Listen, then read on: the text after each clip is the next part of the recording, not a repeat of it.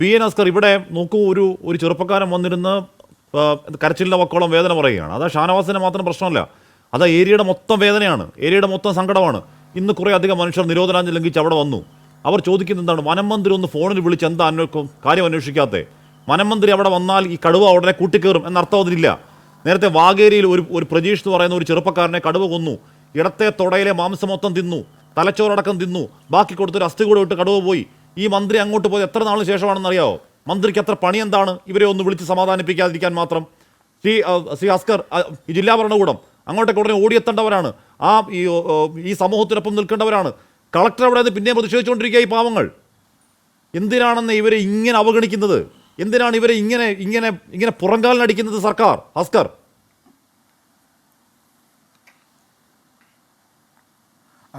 ഹഷ്മി, ഇതിൽ ഏറ്റവും പരമപ്രധാനമായി കാണേണ്ടത് കേന്ദ്ര വന നിയമത്തിലെ ഏറ്റവും പരമപ്രധാനമായിട്ടുള്ള വകുപ്പുകളുടെ 11(1)(a) പ്രകാരമുള്ള ഷെഡ്യൂൾ 1-ൽപ്പെട്ടിട്ടുള്ള വന്യമൃഗങ്ങളെ കൊല്ലുന്നതിനാവശ്യമായിട്ടുള്ള നിയമ നടപടികളുടെ ഭാഗമായി വന്നിട്ടുള്ള പരിമിതിയുണ്ട് സംസ്ഥാന സർക്കാരിന്. ആ പരിമിതി മറികടക്കുന്നതിനുള്ള നിയമപരമായിട്ടുള്ള കാര്യങ്ങൾ ചെയ്യുന്നതിന് കേന്ദ്ര സർക്കാരിന് മാത്രമേ നിലവിലുള്ള സാഹചര്യമുള്ളൂ. ഷാനവാസിനെ പോലെ അല്ലെങ്കിൽ വയനാടിലെ ഇത്തരത്തിൽ വന്യമൃഗങ്ങളുടെ ആക്രമണങ്ങൾ നേരിടുന്ന വനാതിർത്തിയോട് ചേർന്നു താമസിക്കുന്ന ആളുകളുടെ വേദനകൾ കണ്ടില്ല എന്നുള്ള അർത്ഥത്തിലല്ല ഞാനിതിൽ പറയുന്നത്. നമ്മുടെ മുന്നിലെ നിയമത്തിലെ ആ നിയമം വരുത്തി വെച്ചിട്ടുള്ള നിർദ്ദേശങ്ങളുടെ പരിമിതിയാണ് ഇക്കാര്യത്തിലുള്ളത്.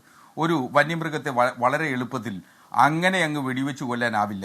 നിയമം അത് വളരെ കൃത്യമായിട്ട് നമുക്കറിയാം. 2010 നവംബർ 2 പണ്ടർകൗട എന്ന മഹാരാഷ്ട്ര പറഞ്ഞതുപോലെ ഇന്നലെ വെടിവെച്ച് കൊല്ലാൻ ഉത്തരവിറക്കിയതൊക്കെ ഈ പാവങ്ങളുടെ കണ്ണി പൊടിയിടാനല്ലേ എന്ന് പറയുന്ന അസ്കർ? ഇന്നലെ വെടിവെച്ച് കൊല്ലാൻ ഉത്തരവിറക്കും എന്നൊക്കെ പറഞ്ഞത് ഇന്നലെ മന്ത്രി അടക്കം പറഞ്ഞത് ഈ പാവങ്ങളുടെ കണ്ണി പൊടിയിടാനല്ലേ? മുമ്പ്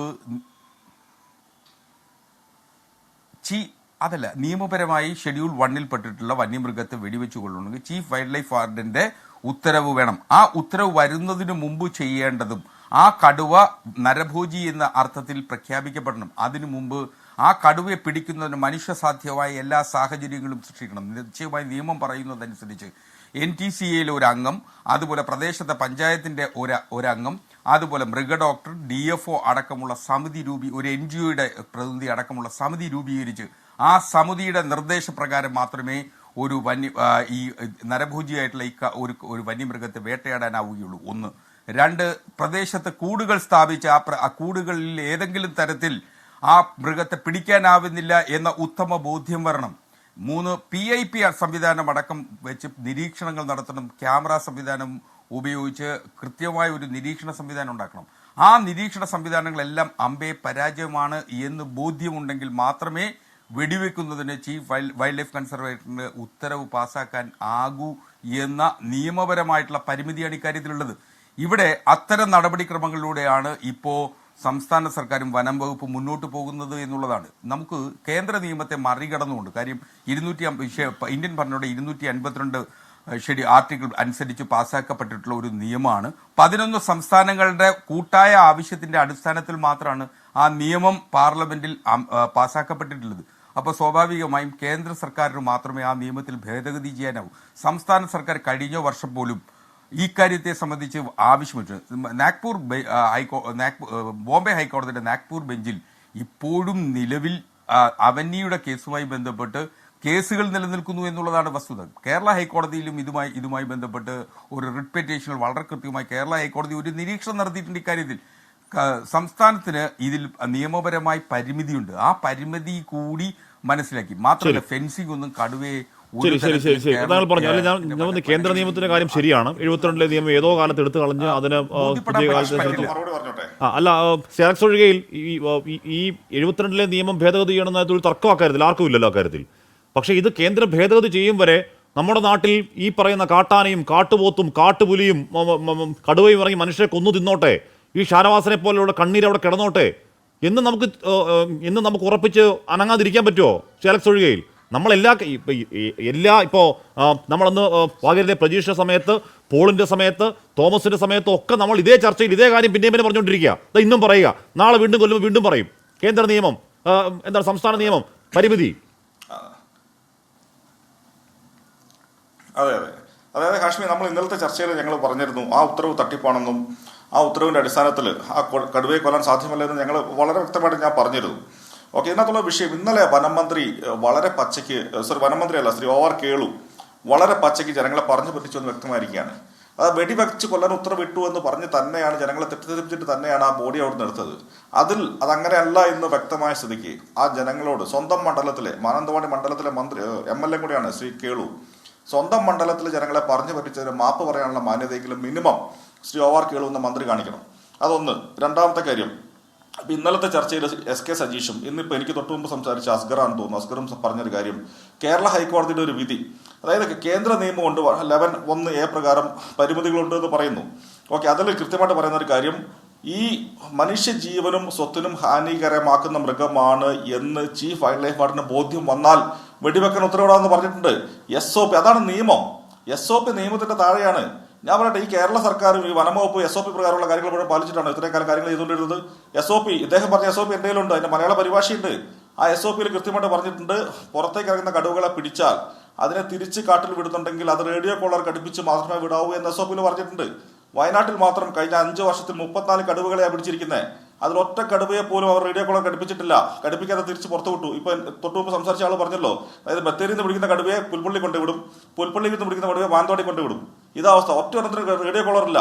അതുകൊണ്ട് SOP എന്ന് പറഞ്ഞ ആളെ പിടിക്കുന്ന പരിപാടി ഒന്നും വേണ്ട അസ്കറെ. SOP ഒക്കെ ഞങ്ങൾക്കറിയാം.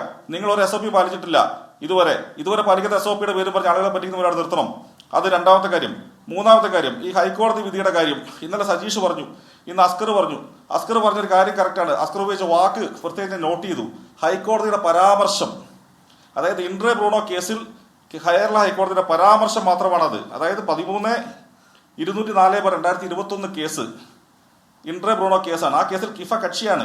കിഫ മാത്രമല്ല, കേരളത്തിലെ ഇത് തെരുവുപട്ടിയുമായി ബന്ധപ്പെട്ട കേസായതുകൊണ്ട് കേരളത്തിലെ 900 പഞ്ചായത്തുകൾ കക്ഷിയാണ്. അതിൽ ഒരു പരാമർശം, ഒബിറ്റഡ് ഡിക്റ്റം എന്ന് നിയമത്തിന്റെ ഭാഷയിൽ പറയും, അത് വിധിയല്ല. ആ പരാമർശം ഞാൻ അസ്കറിന് അറിയില്ലെങ്കിൽ ഞാൻ വായിച്ചു തരാം. ആ വിധിയുടെ, അതായത് കഴിഞ്ഞ വർഷം ഫെബ്രുവരി 19 വന്ന വിധിയല്ല പരാമർശം. അതിന്റെ 3ാമത്തെ പേജിൽ 3ാമത്തെ പാരഗ്രാഫിന്റെ ലാസ്റ്റ് സെന്റൻസ് നിങ്ങൾ വായിക്കണം. We do not see that the said provision as enabling the district collector to take action against an animal in the wild. പ്രത്യേകം നോട്ട് ചെയ്യുക, ആനിമൽ ഇൻ ദ വൈൽഡ് എന്നാണ്. അതായത് വനത്തിനുള്ളിലെ മൃഗത്തിനെതിരെ CRPC 131 പ്രയോഗിക്കാൻ പറ്റില്ല എന്ന് ഹൈക്കോടതി നിരീക്ഷണം നടത്തി. നമ്മൾ പറയുന്ന വനത്തിനുള്ളിലെ മൃഗത്തിന്റെ കാര്യം അല്ലെന്നേ, വനത്തിന് വെളിയിലിറങ്ങി ആളെ കൊന്ന മൃഗത്തിന്റെ കാര്യമാണ് പറയുന്നത്. ആ മൃഗത്തിന് ഈ ഹൈക്കോടതി വിധി ബാധകമല്ല. ഇനി ഇതിനകത്തുള്ള നിയമപ്രശ്നം, അതായത് ഇത് വളരെ തന്ത്രപൂർവ്വം ഇവിടുത്തെ മൃഗപ്രേമികളും ഇവിടുത്തെ ഗവൺമെന്റ് GP നാഗരാജ് അടക്കം വാങ്ങിയെടുത്തിരിക്കുന്ന ഒരു പരാമർശമാണ്. വിധി എന്ന് തെറ്റിദ്ധരിപ്പിക്കുന്ന പരാമർശം. ആദ്യമായിട്ട് അസ്ഗറാണ് അത് വിധിയല്ല പരാമർശമെന്ന് പറഞ്ഞത്. അതിനെ ഞാൻ അദ്ദേഹത്തോട് നന്ദി പറയാം. ഇതൊരു തന്ത്രമാണ്. ആളുകളെ തെറ്റിദ്ധരിപ്പിക്കാൻ ക്യാപ്സൂൾ ഇറക്കാൻ കൊടുത്തിരിക്കുന്ന ഒരു തന്ത്രം മാത്രമാണ്. ഇതിനകത്തുള്ള നിയമപ്രശ്നം, അതായത് എയർ ആക്ട്, വാട്ടർ ആക്ട്, അതുപോലെ വൈൽഡ് ലൈഫ് പ്രൊട്ടക്ഷൻ ആക്ട്, ഇതുപോലുള്ള സ്പെസിഫിക് ലോസ് ഉള്ളപ്പോൾ CRPC എന്ന കോമൺ ലോ, അതായത് പൊതുവായിട്ടുള്ള നിയമത്തിന് അതിന്റെ മുകളിൽ ആപ്ലിക്കേഷൻ ഉണ്ടോ എന്നുള്ളത് അതിനകത്ത് നിയമപ്രശ്നം. ഇത് 2003 സുപ്രീം കോടതിയുടെ കൃത്യമായിട്ടുള്ള വിധിയുണ്ട്.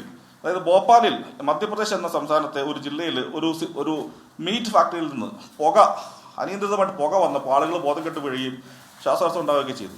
അപ്പോൾ അവിടുത്തെ ജില്ലാ കളക്ടർ CRPC 130 പ്രകാരം ആ ഫാക്ടറി അടച്ചുപൂട്ടാൻ ഉത്തരവിട്ടു. അതിനെതിരെ ആ കമ്പനി കൊടുത്ത കേസാണ് സുപ്രീം കോടതിയിൽ വന്ന് അവർ വിധി പറഞ്ഞത്. അത് അവർ സുപ്രീം കോടതി കൃത്യമായിട്ട് പറഞ്ഞിട്ടുണ്ട്.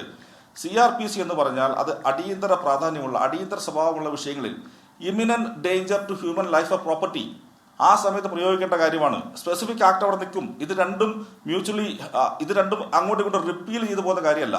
വൈൽഡ് ലൈഫ് പ്രൊട്ടക്ഷൻ ആക്ട് ഉണ്ടെന്നത് കൊണ്ട് CRPC എന്ന് പറയുന്ന ആക്ട് റിപ്പീൽ ചെയ്യപ്പെടില്ല.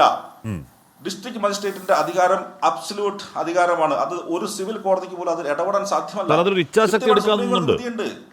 ഇച്ഛാശക്തി എടുക്കുക എന്നുള്ള ഒരു കാര്യമുണ്ട്. അതെടുക്കാൻ ഉദ്യോഗസ്ഥർ തയ്യാറാവുന്നുണ്ട്. ഇതിപ്പോ CCF പറയുകയാണ്, മറ്റേ തണ്ണീർക്കൊമ്പൻ ചരിഞ്ഞത് ഞാൻ പ്രതിയാ എന്ന് പറയാ. ഈ ഷാനവാസം ഒക്കെ അവിടെ ഒന്ന് കൂട്ട് ആൾക്കാരോട് പറയാണ്. ഇല്ലെന്ന് അദ്ദേഹത്തിന് പണി അറിയില്ലെങ്കിൽ നിർത്തി പോകാൻ പറയണം. ഹാഷ്മി, അദ്ദേഹത്തിന് പണി അറിയില്ല എന്നുള്ള വിഷയം ഇവിടെ കൃത്യമായിട്ട് ഞാൻ പറയട്ടെ. വൈൽഡ് ലൈഫ് പ്രൊട്ടക്ഷൻ ആക്ട് നിങ്ങൾ വിട്. ജില്ലാ കളക്ടർ ഉണ്ടല്ലോ, ജില്ലാ കളക്ടർ എക്സിക്യൂട്ടീവ് മജിസ്ട്രേറ്റ് ആന്നേ. ജില്ലാ കളക്ടർ തീരുമാനത്തിനെതിരെ ഒരു കോടതിയിൽ കേസെടുക്കാൻ പറ്റില്ല. അബ്സല്യൂട്ട് ബാറാ. നിങ്ങൾ ബെയർ ആക്ട് വായിച്ചു നോക്ക്. ശരി, ഞാൻ